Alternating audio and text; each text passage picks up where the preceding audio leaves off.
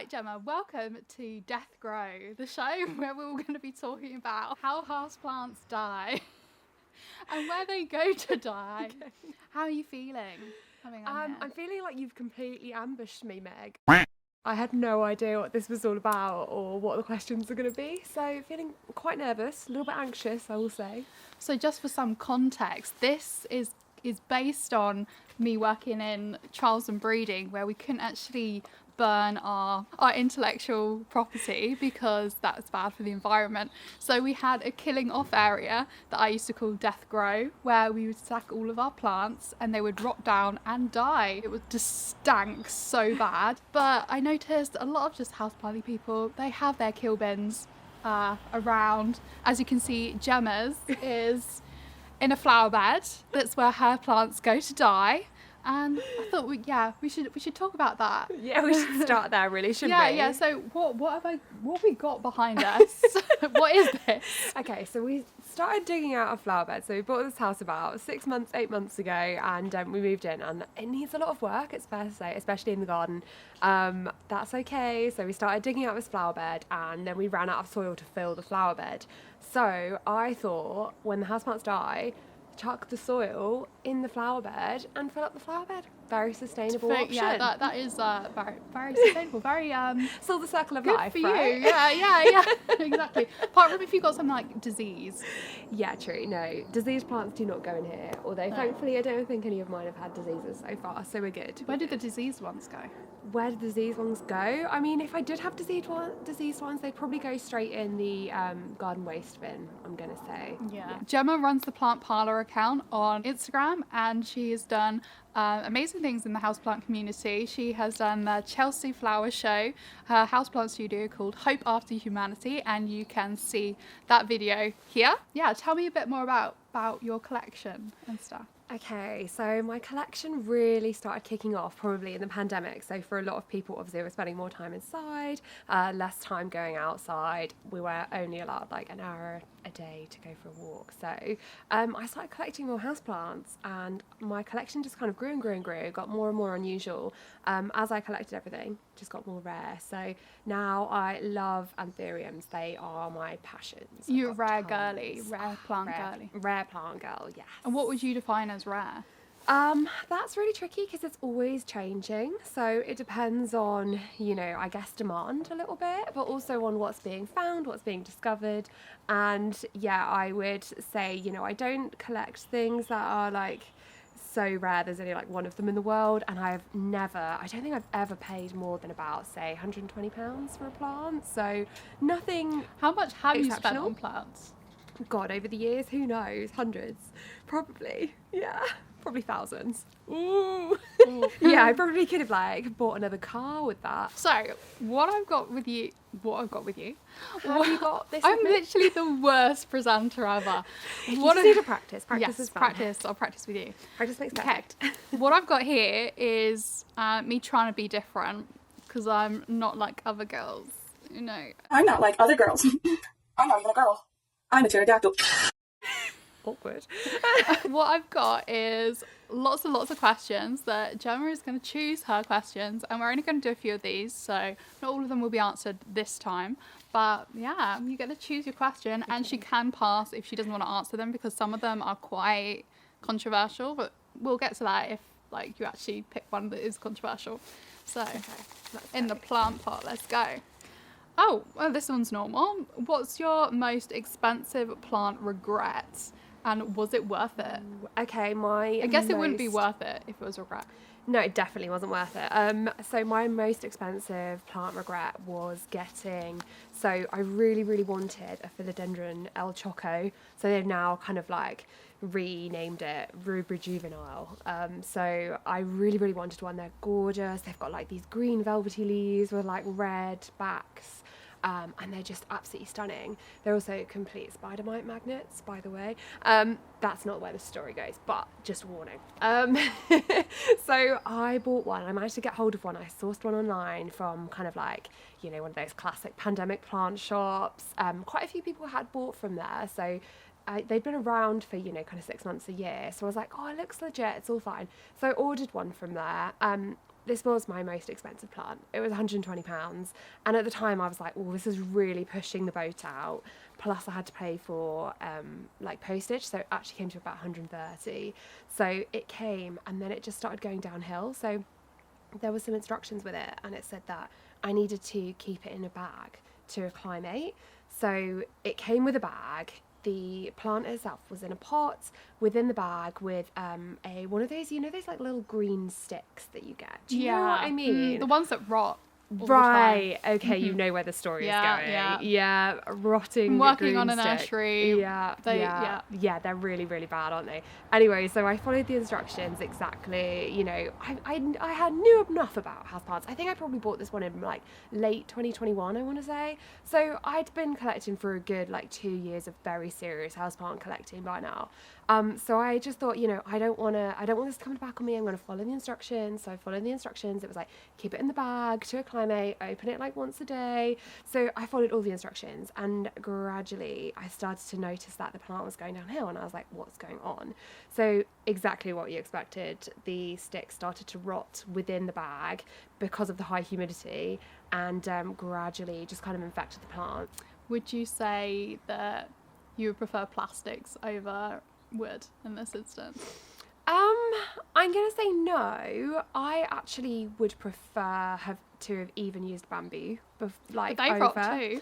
They do, but not as badly as those little green sticks, in my personal The little green opinion. sticks they're like softwood, you They're know. just the They worst. just It's like almost like they're a magnet for like fungus or Yeah. rot. I do now have another El Choco. It is a spiderwite magnet. It's still sad. Would you say you're a good plant parent? Sometimes. Sometimes I can be really harsh on them. It's Yeah. like, you will survive or you will not. I don't pamper my plants. I think it's probably fair to say I'm not one of those people who like, you know, sprays them every day and gives them a wash once a week. I'm the complete opposite of that. I'm like, yeah, oh God, this plant's really dusty. I think I should give it a wash now. And it's actually been like 8 months. So yeah, I wouldn't say I'm a pamperer. I like to be a realist with my plants, you know, survival of the fittest. That's what we go for. But no, I do take care of them. I do love them, but I'm not a pamperer. Here goes this one. Have you ever thrown away a plant just because you got bored of it? I can honestly say no. No, I haven't. No, you love all of your plants. Yeah, even when they really annoy me, like even with the El Choco, I still have it. It really annoys me. It always gets spider mites, always gets thrips. It's just the bane of my life, but I still have it. And I've bought begonias in the past, but I just refuse to throw them away until they're absolutely gone. I really, really wait until plants have no sign of life before I chuck them in the bin. How many plants have you killed, do you think, over the years? Oh, probably quite a lot. Yeah, probably quite a lot. Because I have owned hundreds of plants, definitely. Hundreds and hundreds of plants. So I would probably say, it's really hard to put a figure on that. It's definitely more than 50. It's probably up to 100, but I don't know. Couldn't say. What do you feel about like influencers that say they've never killed a plant? I mean, that's a lie. That is such, It's such a lie. I mean, I'm all for just being authentic, being honest, and yeah, I killed some plants. We've all killed some plants. You learn from your mistakes, guys. You do. This is my mistakes. Okay, not all of these were dead plants, by the way, just FYI. But They were living ones. some of them were repotted and I just chucked pots in there. But the door is there. It's so easy. Yeah, you're not a murderer. You wait until they die and then you throw them that off. is it. Yeah, that is how I roll. It's like a graveyard for like plants. It's like the pots are where the gravestones of where they once were. Yeah, I've actually always done this as well. Even in our old garden, I did the same thing. I would always like tip out all of the soil and the dead plant. I mean, if there was anything left of it by that point, because I do literally hold on to them for so long that there's like nothing left. So it's just like dead, rotting roots in the bottom. I know that's the controversial ones. That's what you want. No, the red was controversial. Was it? So that's why I said they wasn't weren't too controversial. bad. They No, weren't that's too not bad. They weren't too controversial. I'm bad. happy with that. Have you ever bought a plant just to impress someone and did it work? And it doesn't mean it have to be like romantically impress someone. Yeah, okay. It could be like impressing other content people, influencers and stuff. I'm going to say no. I don't think I've ever bought a plant just to impress someone else. I think I've only ever bought plants because it's what I wanted to do. And I like to think I'm not somebody who just rushes that decision either. So, I mean, we all talk about having plant wish lists, you know. I might have a plant on there for quite some time before I actually go ahead and get one or buy one, because I don't want to feel like I'm being influenced by other people and just buying it for the sake of the fact that it's popular. I have never had a philodendron pink princess, by the way. Never, I've got ever, like ever, 5. ever, ever. That's only Or a because I rescued philodendron one. white knight, ever. I've never had them. I've never personally liked them, and so I've never bought one. You can kind of see that one. Oh no, I didn't see Okay, it, I promise. okay. I'm not looking, I'm reading them. Okay. Have you ever ghosted a plant swap because you didn't like what someone was offering? Yeah, definitely. 100%. Yeah. You straight up brutal. just like not answer them? Or... Yeah. So across the years, I've definitely been in a lot of kind of Facebook groups for plant lovers, and you know, occasionally something comes up, someone shares some pictures, they're like, oh, I'm selling this plant, and then you kind of like message them, you're like, oh yeah, I'm interested, and then you message them and you get talking about it, and then you kind of realize you don't really want the plant after all, or you know, the price is too high, which can happen quite a lot, or they want too much in postage, or whatever it might be, or I'm really annoying. I mean, I ask a lot of questions, and basically if I find out that somebody hasn't, you know, they're flipping a plant, for example, like they've bought it and they're selling it really quickly, or they don't really know where it came from in the first place, they just bought it from somebody else, and then they're selling, it's kind of like, it turns me off a little bit. So I definitely have ghosted. It's not like something I definitely have done on purpose. I think a lot of the time I just kind of lose interest in the conversation and where it's going, and then just honestly forget about it, which is really bad. But then, Okay, yeah. so it's not quite as bad as... It's not like, intentional ghosting. It's not... No. Okay, we'll let you pass on that Just one. ADHD. And for those out there that don't know what plant flippers are, and it isn't to do with penguins or like fish or like anything like that, not to do with swimming, it's when people buy in plants, maybe from overseas, and they have them in their house for like a little bit and then they sell them online. Their turnover, they want to keep that turnover high because a lot of the time those plants suffer from acclimation damage or transport issues and things like that. So they try and pass them off as quickly as possible, and then usually that plant has like such high stress levels that when it gets to the final destination, it ends up in the kill bin. Game over. It ends up on the flower bed. Yeah, I so think that's what happened with my El Choco as well. I think that came into it. It was definitely an imported plant. So, do you think plant influencers are helping or hurting the houseplant community? I think a bit of both, actually. I think houseplant influencers definitely keep the energy high when it comes to houseplant collecting, which can be a really good thing because I think it helps people to get excited about houseplants. But I think one of the drawbacks of that is that it can lead to just a bit of I think the word I would use to describe it is a bit of a fickle industry, where basically people get excited about rare plants or plants they've never seen before that come onto the market. That drives prices up, then prices get really high, and then everybody is paying ridiculous prices, you know, for a plant. So I think it can be a positive, but it can also be a negative as well, which is why I always try to keep it real with people, be honest with people about the cost of plants and also the realities of keeping plants, because it's really easy for me to say I love anthuriums, everyone should have them, but I would never ever suggest to somebody who's just started collecting that they should immediately start collecting anthuriums, because they can be really difficult to acclimate, especially if they're coming from abroad.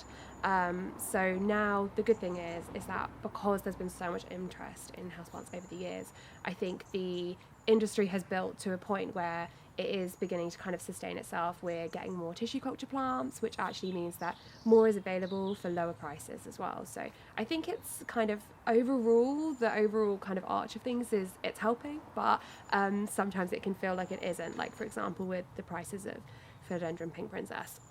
That was crazy. They were going for like over 120 quid during the Yeah. pandemic, and then afterwards, and now you can buy one for like 5 quid. As an influencer, you have to like stay on top of like trends and stuff to kind of stay relevant. So have That's you true. participated in anything that you kind of like regret? Social media. No. Just in general, your whole account, your whole business, everything. your whole brand. Yeah, I would definitely Just scrap say, it all. Yeah, over the years, I think the most relevant thing to that isn't specific to the houseplant industry, but I would say social media trends that I look back and I'm like, oh, it kind of sickens me that I Can did you that. give an example? Can I give an example? Yeah, I know it's kind of going out now, and also I know it's something you do a lot, Meg. Oh, I've been called out on it. you want to be the Shall I interviewer? interview you? Yeah. No, it's the lip syncing trend. I feel like maybe it's just not very me. Yeah, Meg's great at it. Maybe it's just not very me, but I think it's. I have definitely participated in lip syncing trends in the past and kind of laughed about it and had some fun about it. But at the end of the day, I think I'm like, oh, is it just soul destroying that I've participated in that, because it's just not very me. Do you know how many I've got in my drafts right now? Is that authentically me though? Maybe it's authentically Meg. Maybe I've just Maybe grown it's up not my with brand. it. You know, Musically, whatever that one was for, Vine. One final question. Please be a controversial one. Is there anyone you'd not work with in the industry? You don't have to say who. Yeah, definitely. Isn't that always? What? Why? Okay. I think sometimes you just like, I think it's like you kind of realise this, and I feel like I've kind of found my niche now, and I've kind of tunneled down, and I know what I'm good at, and I know the kind of thing I'm aiming for, and the kind of people that I want to reach and who I want my audience to be. And I feel like, yeah, there's definitely some people who are just so far away from what I'm all about. And I mean, for example, people who kind of don't believe in sustainability, I actually can give a...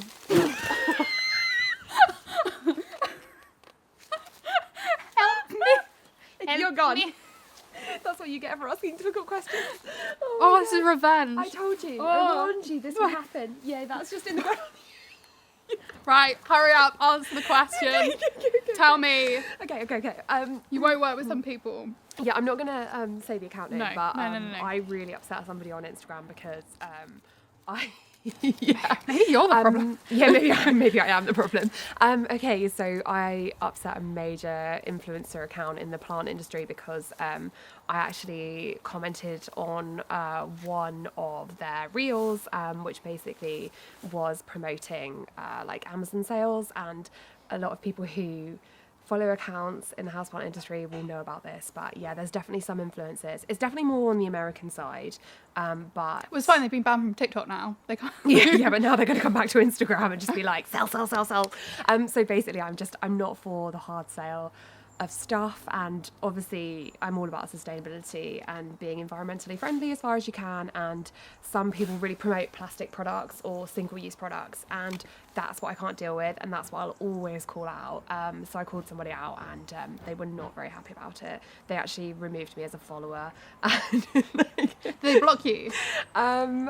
Yeah, no, they didn't block me. Okay, they didn't go but too they that had far. like, but they were a massive like influencer in the industry. I think Yeah. they've got more followers now, but at the time they had like 200,000. So So how do you feel pretty big. like participating in the houseplant industry when it's one of the least environmental like friendly ways of getting plants, because we have to heat our greenhouses in Yeah. the UK Yeah, and in the completely. Netherlands and wherever else in Europe we get our houseplants Yeah, from. 100%. And then we have to transport them across, and yeah, so it Yeah. doesn't sound very sustainable, does it? No, I agree, and I think I feel my place within that is to promote how it can be more sustainable. So I think we can just constantly be driving sustainability. So that's really what I'm interested in. Is, Do you have any yes. like ways of the industry people, listen up.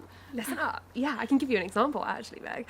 Ooh, okay, expert. So I do have an outside greenhouse, as you know, which I heat. So I'm sure Meg will show you some shots Yeah, of this. I'll show you some. So I have an outside greenhouse and I heat it with an oil heater.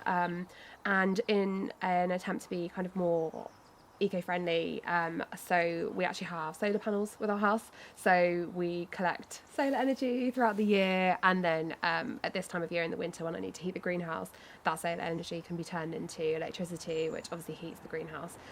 So that's my way of trying to make sure that things kind of go round in a bit more of a sustainable cycle. I think obviously that's things that nurseries can do as well, certainly in the Netherlands, and I think we can really reduce the amount of things that are coming from overseas as well, reduce kind of, transport. You would think you'd have media training with the way you've answered these questions. So that's pretty unproblematic. Well done. Congratulations for getting through the death grow question. So Gemma, just tell them where they can find you. So you can find me on Instagram and TikTok, which is kind of dying a death right now, but I'm on Instagram as the Plant Parlogram. So yeah, follow along. I share about sustainability and houseplants and my collection. This has been Death Grow, where Gemma has shown us her death patch, her killing off area behind us. If you want to see more of Death Grow, then, well, listen up and stay tuned because I've got some more videos in store for you. Bye.